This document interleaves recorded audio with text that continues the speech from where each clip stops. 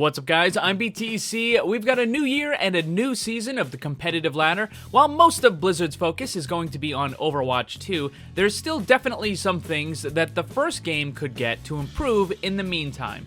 One of those things is the competitive map pool. I think overall that this edition was a good one, but again, there's definitely some room for improvement. Every now and again, I know that some of the guys from Blizzard watch my videos, and I hope that this is one of them, because I do have two suggestions. They're not super complicated, and I think they would be relatively easy to implement and would definitely improve the competitive ladder. Also, for the rest of you guys, I want to point out that YouTube is heavily focusing on the big name brand companies and the celebrities, and that's who the algorithm is pushing everybody towards. So it's more important than ever that you hit that like button and share videos of the smaller content creators that you enjoy in order for their content to gain traction. And who knows, if you share the video enough, maybe Blizzard will see it as well. Let's get to the heart of the matter, the map pool. It has made the competitive ladder a little bit more formal, a little more like the professional scene, and for the same reason you don't want to try and become a master of every single character in the game, where you just want to kind of focus on 3 or 4 that you like and that you're good at, you don't want to try and master every single map in the game either.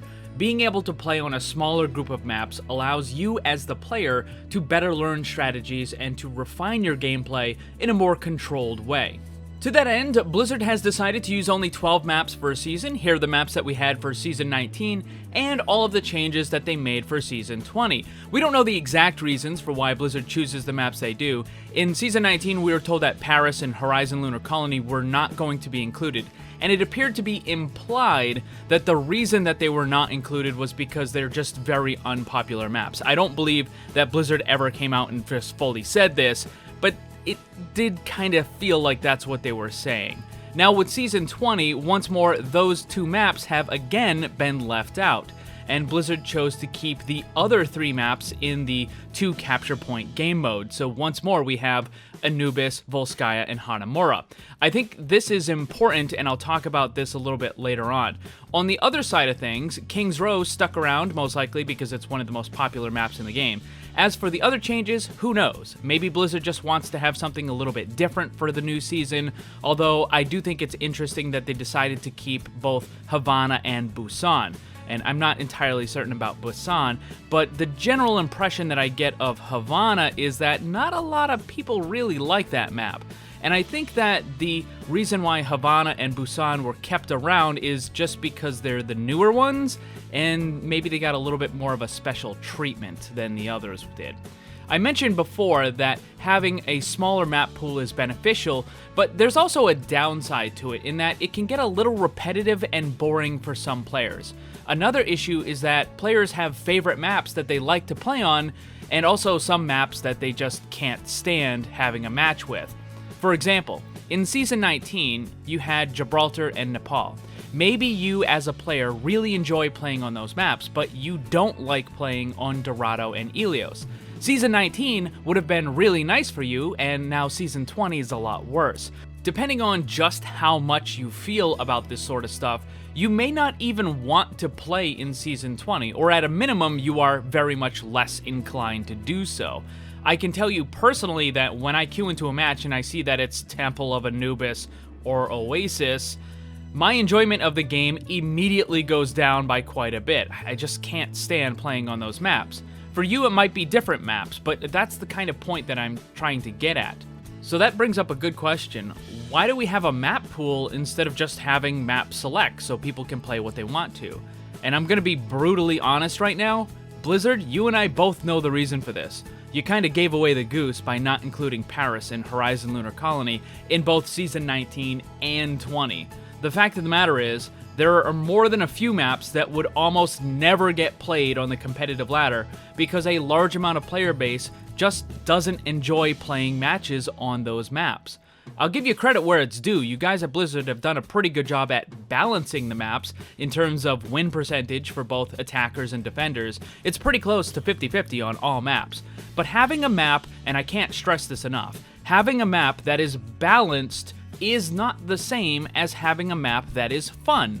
And correct me if I'm wrong, but I don't think you at Blizzard have any metric or any way of determining what the player base as a whole thinks of certain maps. Oh, sure, you can have people complaining about the more obvious stuff like Paris on the forums, but remember, the people that use the forums or complain elsewhere are just a very, very small part of the player base. If you truly want to get accurate feedback on the overall player base feels about certain maps, then you would need to have something included in the game itself. Not one to complain without proposing suggestions, I have two of them for you. The first is, rather than having a map pool, you have map select.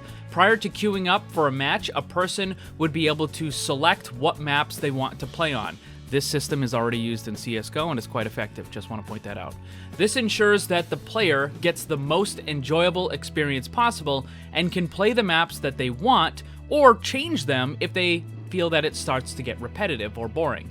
I know immediately what one of the counter arguments for this would be is that, well, a person could just pick one map and just play that over and over again with their character having some sort of an advantage on that map, and then that player will be able to artificially inflate their SR ranking. And that is incredibly easy to get around because all you'd need to do is make it so that they have to pick a minimum of a certain number of maps before they can queue up. It could be 5, it could be 6, 10, 12, whatever. They still get to play the maps that they choose, that they want to play on, but they can't cheese the system by only picking one, if that is what you're concerned about.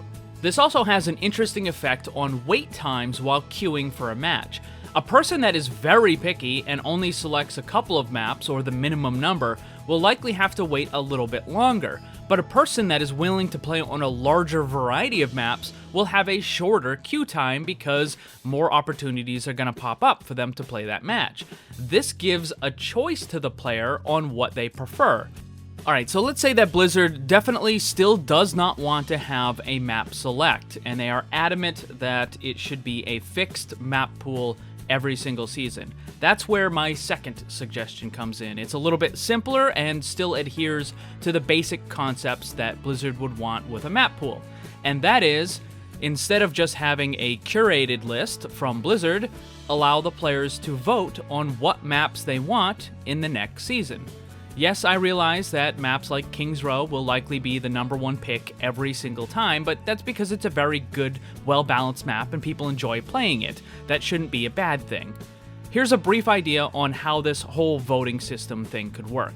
In the last 2 weeks of a season, players are given the chance to vote for, let's say, 12 maps that they would like to have included in the next season. I would restrict this to only the players that have played a certain number of competitive matches for that season. Maybe 25, 30, whatever you want. The reason for that is you want people voting on the competitive maps who are actually playing in the competitive game mode, because a very large part of the Overwatch player base doesn't play competitive. They only do quick play and arcade and custom matches and stuff. It doesn't make any sense to have people that play the other matches and the other modes voting on what's going to be in the competitive game mode. There's a good chance that you would have people that just pick whatever random nonsense or deliberately pick things that aren't, very well liked in order to just kind of mess with the results. You don't want that. You want people that play competitive picking the competitive maps. This functionality is already in the competitive ladder with top 500 standings. Not only do you have to have the rank, but you have to play a certain number of matches, so it's already there. Then Blizzard would just add up the results and take the top 12 maps and include them in the next season of the competitive ladder. This means that certain maps will likely be picked again and again, which is fine because they're popular for a reason. But I think the more important thing that Blizzard should be looking at are the maps that are not being chosen or the maps that get almost no votes. This would be very good feedback in letting Blizzard know what maps potentially have issues. Again, I have to go back to what I said before. Just because a map is balanced doesn't mean it's fun and doesn't mean people like playing on it. Now, there are certain special circumstances where Blizzard could reserve 1 or 2 of the map spots, like if they just released a brand new map and they want it included in the next season, or if an old map was reworked and they want that to be included so that people can get a new feel for the new version of the map, then they could just reserve a couple of spots. So rather than having everybody pick the 12 maps, they only pick 10 or 11 or whatever it is. You guys get the idea. But looking at the total numbers of votes for the different maps, I think Blizzard would be quite surprised in certain ones getting very few votes and what the general dislike is that people have for those maps. Again, it doesn't matter if a map is balanced. If it's not fun, people don't want to play on it. And that information, which maps are popular and which ones are not popular, can be very useful in telling Blizzard if they need to address certain maps or make changes, or even fully rework a map. After all, what's the point of having a map in the game if very few people like to play on it? Now, I'm actually curious as to what Blizzard plans to do with Paris and the Horizon Lunar Colony maps.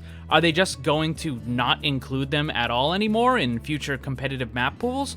Or are they just planning to wait just long enough until people forget how much they didn't like those maps and then try to sneak them in again? Again, what's the point of having the maps if nobody likes to play on them? Remaking maps is both difficult and time-consuming. Considering how much stuff they still need to work on for Overwatch 2, I'm not sure if they have the time to adjust older maps. And honestly, is it something where they can just kind of give up on them? Is it better to just never include them in a competitive map pool ever again? We already had one rework for the Horizon map, so is there potentially more benefit from just ignoring it and making new maps instead? I don't know. Although I do think it's a bit of a waste if that's the route they take. On a slightly related note, I am still hoping that they eventually release a map editing tool that allows people to create their own maps. Some of the best maps in Team Fortress 2 and CSGO were originally created by players and not the developers. I have quite a bit of experience with map making in general back when I was playing Minecraft. I created some of the most popular and highly downloaded custom maps ever made, and I would love to get my hands on an Overwatch map maker. I guess we'll have to wait and see. But until then, I do think that the map pool can be improved while also giving some very useful information to Blizzard.